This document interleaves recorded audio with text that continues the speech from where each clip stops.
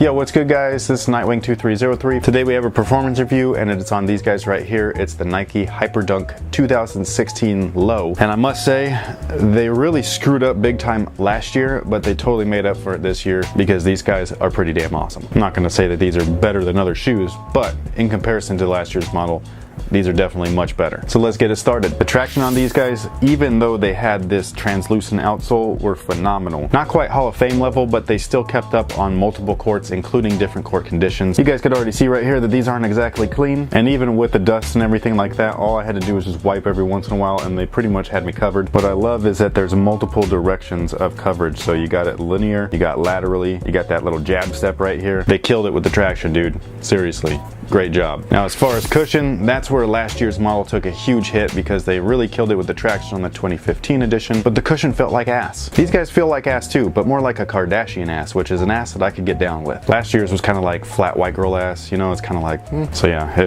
if you're wondering what kind of ass it is, you know, Kardashian versus what flat white girl, you can take your pick. But basically what we've got here is a Phylon midsole along with heel and forefoot Zoom Air. It's not crazy thick Zoom Air, but it's not crazy thin. And the thing that makes these guys plush is two things. One, the Phylon that they use doesn't feel like a brick. And that's the most important thing when it comes to cushion and Zoom Air. It really comes down to how it's implemented with the foam. If the foam is ass, then the cushion's gonna suck.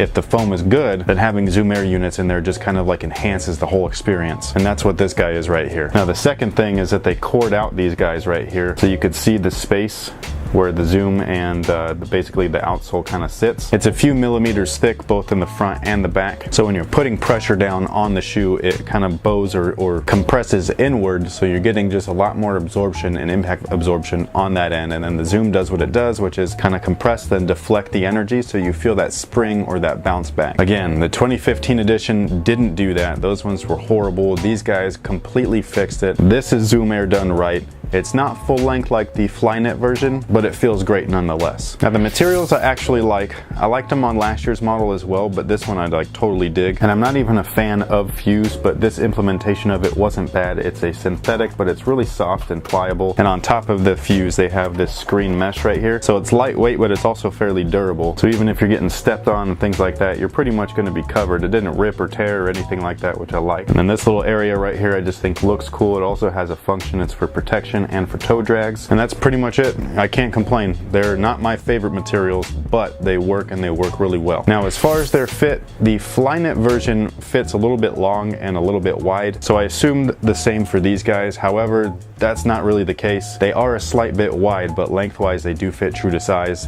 I went down half a size and I was unhappy with the way that they fit. Played in them anyways, and I really did wish throughout the whole process that I had gotten my regular true size. Wide footers might be good going true to size because of this, so they may be wide foot friendly. The Flyknit ones for sure, but these guys right here, if you have a narrow foot or like a slightly slender foot, going true to size you might have a little bit of dead space width-wise, but lengthwise you'll be good. As far as lockdown is concerned, they were pretty much on point, partially due to the fact that they were a little snug on me, but while wearing them I could tell that even with a true to size fit that they would be equally as good. The lacing structure was really nice.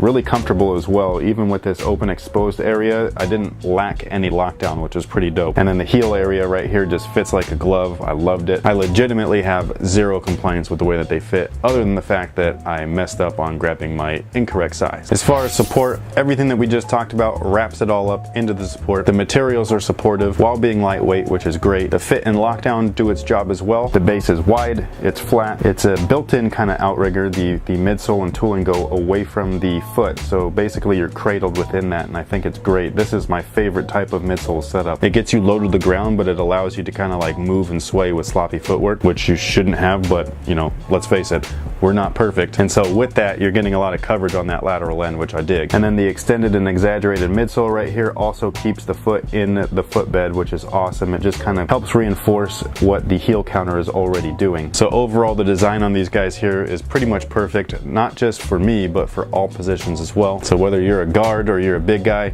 you're probably gonna like these. And that'll pretty much take care of it. Thank you guys for watching. Thanks for all your support. Let me know what you guys think. Have you bought a pair of these? If not, were you planning on it? I know that the Hyperdunk is a very popular model for teams and schools, and while we're not quite in that time frame yet, you might be soon. So let me know if you got these for your team, and if you do, let me know what you think about them. If you're interested in anything else, including their weight, their price, their scores, all that stuff, all you gotta do is head over to weartesters.com. Direct link is gonna be in the description box below. Thank you guys for watching, and until next time, guys, have a good one.